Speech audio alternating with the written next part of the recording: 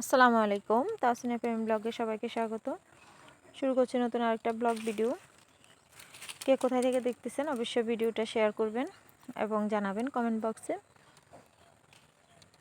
এই তো গ্রামের বাড়িতে যাব, তার আগে বাসায় যারা আছে এদের জন্য রান্নাবান্না করে সব প্রস্তুত করে দিয়ে আসব, কারণ ওরা কেউ রান্না করতে জানে না। শুধু এমনভাবে তৈরি করে দিয়ে আসি, প্রত্যেকবারই করি আমি এরকম, রান্না করে বক্স করে নাম লিখে তারপরে দিয়ে আসি। আপনারা চাইলে ভিডিওটা শেষ পর্যন্ত দেখে শিখে নিতে পারেন আমি কিভাবে রান্না করে বক্স করে রাখি আসি। আপনারা চাইলে দূরে কোথাও বেড়াইতে গেলে বেশি দিনের জন্য এরকম করে রেখে আসতে পারেন, কারণ ডিপ করে রেখে আসলে এটা অনেক দিন ভালো থাকে। খাওয়ার 2 ঘন্টা আগে নামাই, জাস্ট ঠান্ডাটা ছাড়লেই গরম করে খাওয়ার উপযোগী করে নিলেই হলো। ভালো করে গরম করে খাইতে হবে, কিন্তু ফ্রিজের ব্যাকটেরিয়া থাকে। ফ্রিজের খাবারগুলো সবসময় ভালো করে ফুটানোর চেষ্টা করবেন, কারণ অনেক বেশি ব্যাকটেরিয়া থাকে ফ্রিজের খাবারে। তো আমি অনেকগুলাই রান্না করছিলাম সেদিন, দুপুরের রান্না, তার সাথে ওদের জন্য রান্না করে দিয়ে আসবো সেগুলা, এই মিলে 2 দিন ধরে আমি রান্না করছি। এটা যদি 2 দিনের ভিডিও অ্যাড করা, তারপরেও ভাই এত কাজের ভিতরে গোছগাছ করতে কোথাও গেলেও শান্তি নেই। যাওয়ার আগে সব প্রিপেয়ার করে দিয়ে আসতে হয়, না হয় সব এলোমেলো করে ফেলবে। আর রান্না না জানা লোকদের জন্য এটা ছাড়া আসলে দ্বিতীয় কোনো উপায়ও নাই। তো আমি এখানে বাঁধাকপি ভাজি করছি, লাউর ছোলা, শিম, বেগুন একসাথে চিংড়ি মাছ দিয়ে ভাজি করছি, শিং মাছ রান্না করছি, কাতাল মাছ দিয়ে মাছ ডাল দিয়ে, চনার ডাল দিয়ে রান্না করছি। তারপর এখানে রুই মাছ রান্না করছি শিম দিয়ে, আবার আলাদা করে রান্না করছি আলু দিয়ে, আবার শিম দিয়ে, বেগুন দিয়ে, চিংড়ি মাছ দিয়ে রান্না করছি।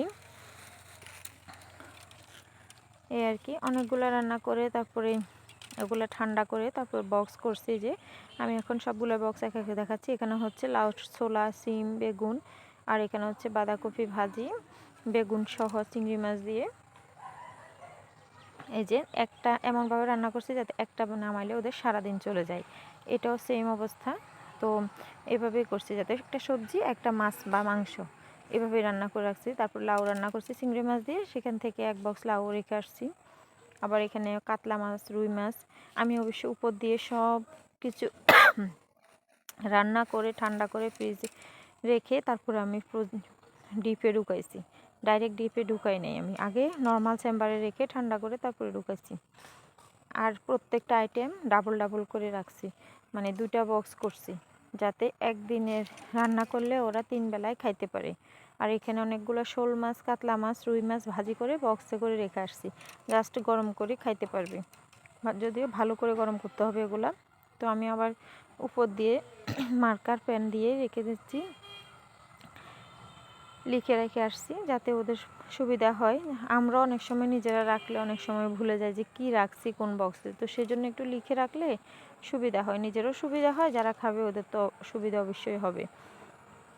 এই আর কি, আমি এভাবে রান্না করে তারপরে ফ্রিজে রেখে আসছি সব, যাতে ভালোভাবে খেতে পারে। এই যে, তো আজকে এই যে ফ্রিজ থেকে বের করে আপনাদের দেখাইলাম একটু।